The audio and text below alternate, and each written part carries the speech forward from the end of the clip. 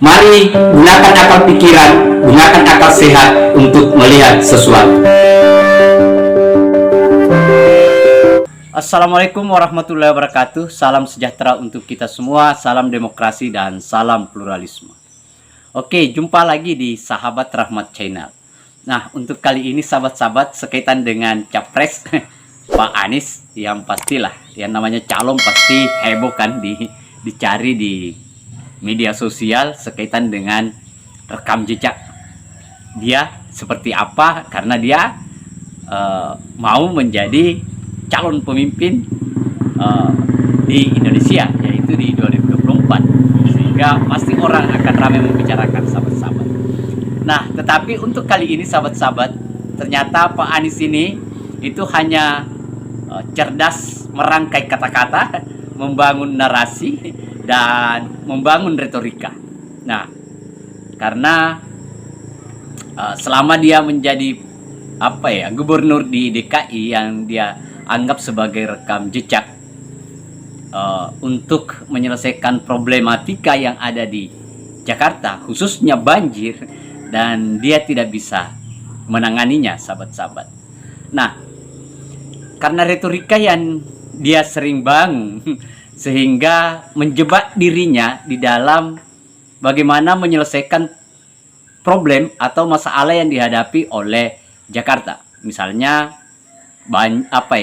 kanalisasi yang seharusnya dilakukan pelebaran sungai dalam kerangka mengatasi banjir, tetapi karena merasa takut ditinggalkan oleh pendukung, oleh suara yang ada di emperan atau di pinggir sungai yang harus dilakukan kanalisasi di Jakarta, dia ogah, malah dia membolak-balikkan kata-kata bahwa seharusnya air hujan itu diturunkan di dalam tanah, bukan dialirkan dengan gorong-gorong raksasa. Dengan fakta bahwa dia lakukan program itu gagal dan tidak bisa menangani banjir, sahabat-sahabat. Artinya Anies mengorbankan kebutuhan, kepentingan masyarakat Jakarta hanya karena ingin menyelamatkan basis-basis suaranya di pinggir bantaran sungai, sahabat-sahabat. Nah, sehingga Denny Siregar juga ikut menguliti Anies Baswedan, sahabat-sahabat, terkait dengan seperti apa sebenarnya kinerja Pak Anies Baswedan ini selama menjadi gubernur di DKI Jakarta.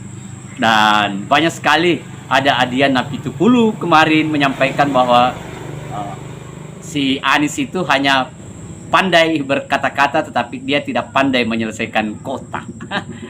Kata dan kota. Nah, seperti itu sahabat-sahabat. Nah, untuk lebih lengkapnya sahabat-sahabat, mari kita lihat seperti apa Denny Siregar menguliti habis si Anies Baswedan. Itu mari kita lihat videonya. Di mana-mana air hujan itu dimasukkan ke dalam tanah, bukan bikin gorong-gorong terus dimasukkan ke laut. Itu salah. Yang benar, di mana-mana seluruh dunia air hujan masukin ke dalam tanah nih. Buktinya bukan bikin gorong-gorongnya besar di laut. Itu keliru. Itu lawan sunat Tuhan namanya ya. Di mana-mana itu air hujan masuk ke laut nih. Sekarang masukin nih. Cucinya nih. Dan ini melawan sunatullah. Kenapa? Air itu turun dari langit ke bumi, bukan ke laut. Harusnya dimasukkan ke dalam bumi, masukkan tanah. Di seluruh dunia air jatuh itu dimasukkan ke tanah, bukan dialirkan pakai gorong-gorong raksasa ke laut. Jakarta telah mengambil keputusan yang fatal. Oh, pengen lihat sinetron berseri? Lihatlah Jakarta sekarang ini. Sejak awal banyak meragukan seorang Anies Baswedan mampu menjadi kepala daerah yang baik, yang bisa menjadi eksekutor dari banyaknya masalah di Jakarta. Anies bukan tipikal pekerja, dia tipe motivator yang bisa sukses dengan jadi pembicara. Susunan kata-katanya bagus, teratur, dan karena itu banyak yang suka padanya. Jokowi juga dulu suka sama Anies karena kemampuannya berbicara, dan kemudian akhirnya menjadikan dia sebagai Menteri Pendidikan. Tapi soal kerja, nanti dulu. Itu ranah yang berbeda. Kerja itu butuh eksekutor, bukan motivator.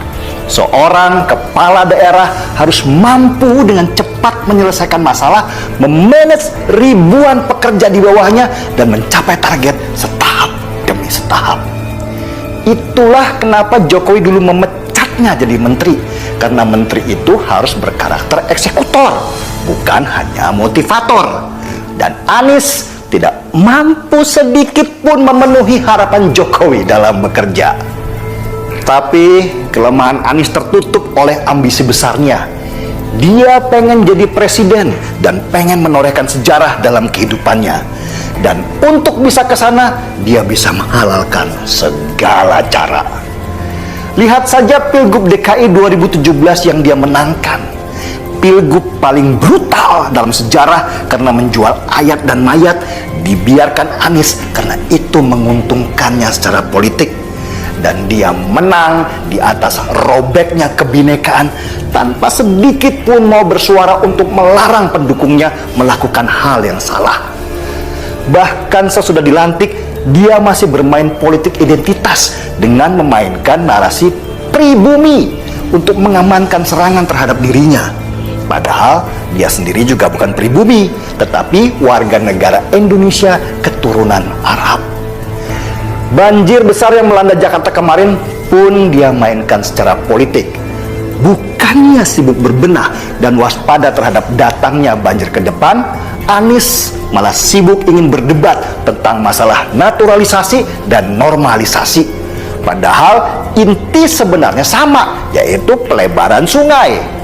Bedanya, Anies kurang berani untuk memindahkan ratusan ribu warga yang sudah puluhan tahun tinggal di bantaran Sungai Ciliwung.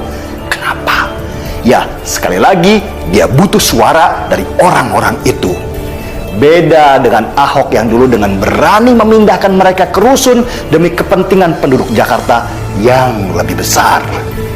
Anies juga lebih sibuk mencitrakan dirinya saat namanya terpuruk akibat banjir besar yang menyebabkan puluhan orang tewas dan kerugian ditaksir berkisar sekitar 10 triliun rupiah, daripada sibuk mencari solusi apa yang harus diperbaiki. Buzzer-buzzernya secara masif membangun panggung Anies dengan menyebutnya Gubernur dan Gubernur Indonesia. Tim TGUPP-nya disebar untuk membenarkan apa yang dilakukan Anies. Dan lihat cara Anies berkelit dari masalahnya. Siapa yang dia salahkan? Ya, pusat. Anies sengaja bermain dengan narasi menyalahkan pusat dengan maksud menaikkan namanya ke panggung nasional. Apalagi ketika dia memainkan narasi membantah Jokowi masalah sampah. Anies ingin meraih pendukung lebih besar karena lebih gagah melawan Jokowi daripada melawan menterinya. Dia sudah mendudukan posisinya sendiri untuk Pilpres 2024 nanti. Anies tahu 2 tahun lagi dia tidak punya panggung sebagai gubernur karena Pilpres serentak baru akan dilaksanakan 2024 nanti. Karena itu, dia memanfaatkan situasi sekarang ini untuk menabung suara dan memainkan peran sebagai orang benar yang melawan kezoliman pemerintah pusat. Pusing kan? Jokowi aja pusing, apalagi kita. Yang kasihan warga Jakarta pastinya.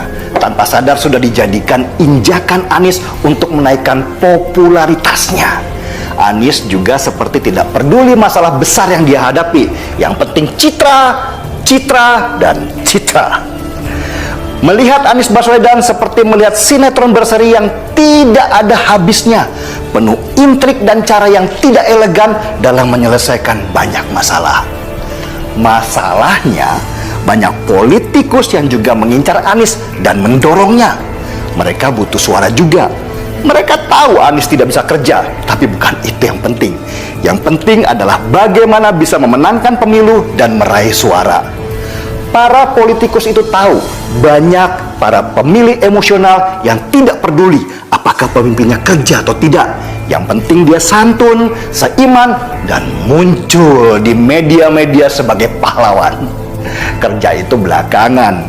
Mau banjir sepaha kek, sedada kek, tenggelam kek, yang penting pilih Anies dan biarkan Tuhan yang bekerja menyelesaikan masalah. Nah, itu tadi sahabat-sahabat ya, kita sudah lihat apa yang disampaikan Denny Siregar. Saya kira ini merupakan bentuk atau kritikan yang tajam, yang keras terhadap Anies Baswedan, yang rela demi hanya karena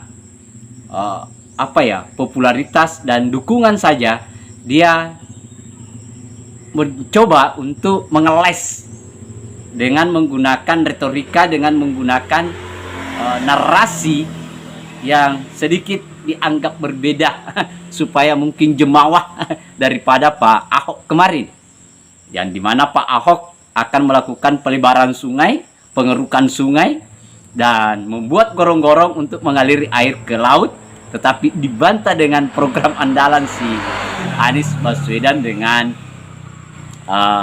membuat sumur resapan yang gagal, yang terbengkalai. Nah, saya kira itu sahabat-sahabat, terima kasih. Akhir kata, Assalamualaikum warahmatullahi wabarakatuh. Salam demokrasi, salam pluralisme, NKRI harga mati.